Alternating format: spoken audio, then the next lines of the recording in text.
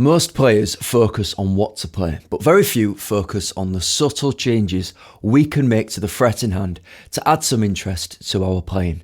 Today, we're going to look at chromatic slides, hammer-ons within bar chords, and little changes we can make to the shape of the chord to add some expression to our playing. But it only works if your timing stays solid. When you try these techniques, you need to keep your timing perfect. Let's take a look at this example where you can hear the three techniques that I just mentioned. And the best part, we only need two simple chord shapes to try this.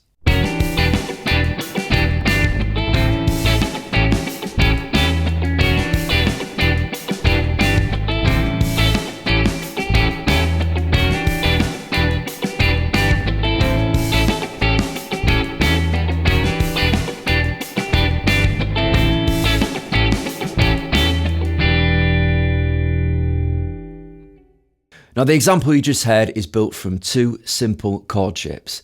If you'd like to try more complex chord progressions designed specifically for this style, I've got 30 songs you can try in my free songbook. If you click the link in the description, you can access your free copy now.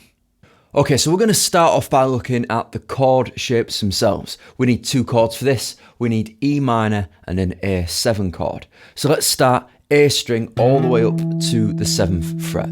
Then we need middle finger on the G, that's also on the 7th fret. 7th fret again on the thin E for the ring finger. And then little finger goes on the 8th fret of the B. It's going to give us an E minor 7 chord shape. Next chord was an A7. So it's quite a popular voicing for an A7 chord. We're going to bar at the 5th fret.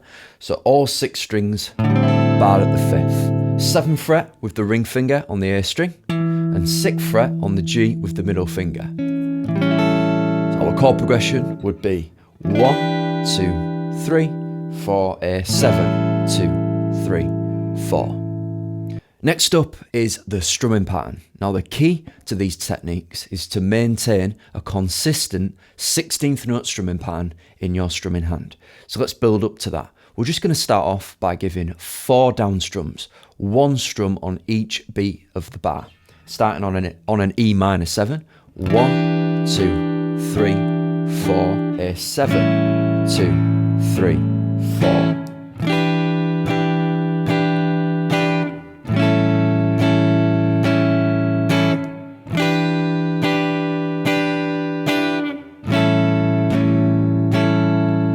We're going to double the amount of strums per bar of music.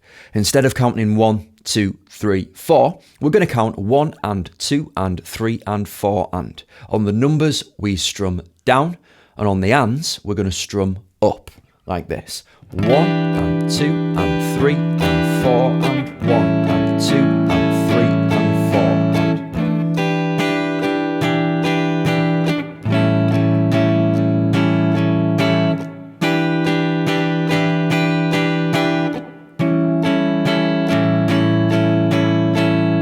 Next, doubling that again, 1 E and a 2 E and a 3 E and a 4 E and a 16 strums per bar.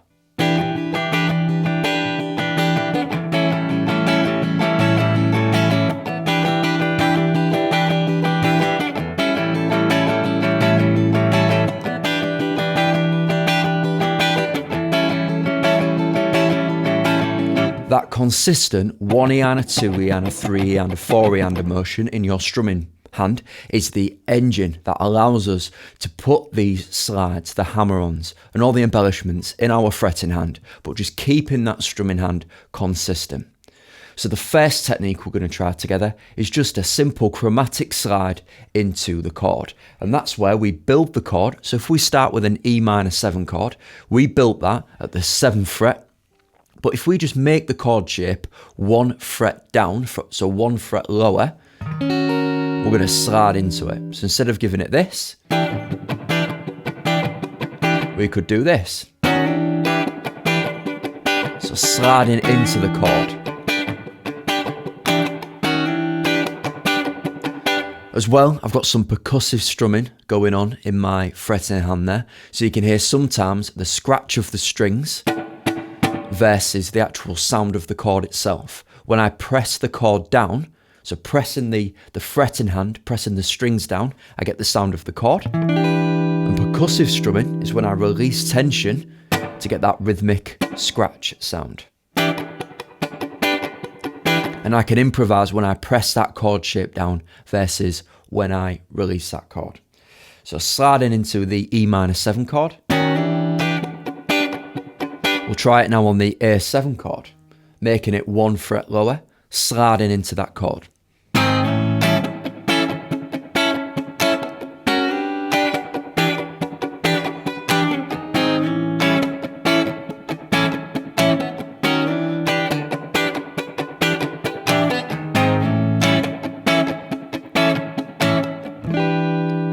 The next technique we're going to try together is the hammer-on, and this works best on the A7 chord because I've got all 6 strings barred at the 5th fret. When I release my other fingers, so the ring finger and the middle finger, I've still got that sound of the 5th fret onwards. So when I hammer the fingers on to complete the chord, it sounds really nice. So instead of going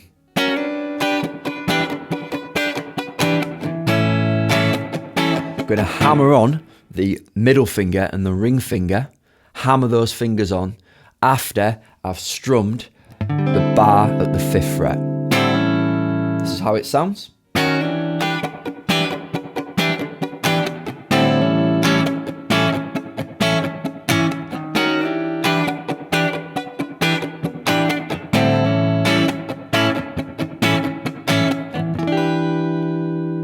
That hammer-on technique works really well for any bar chords where you're barring 5 or more strings. It works well with your minor bar chord shapes as well. It's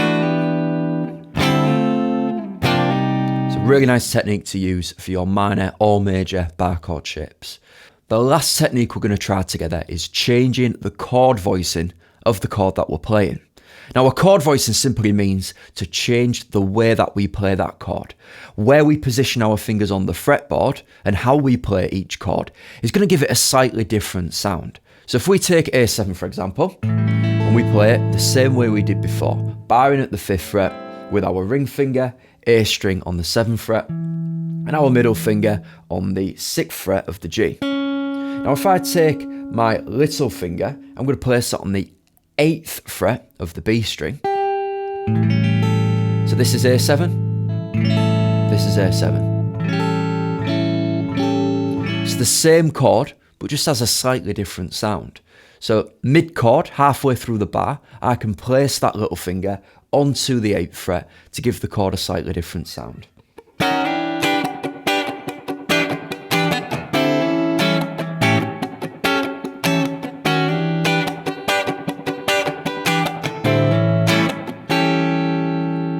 Now remember, there's lots of other chord shapes you can try this with, lots of different chord progressions. If you click the link in the description, you can access my free songbook. There's more than 30 chord progressions for you to try and develop these techniques.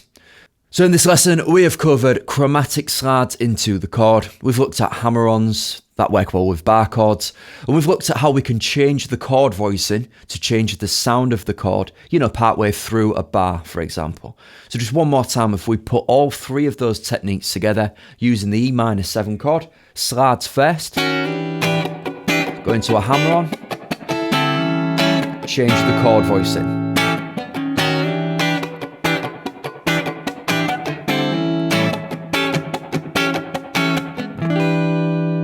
So I hope that was helpful, guys, and let me know how you get on in the comments, and I'll see you in the next one.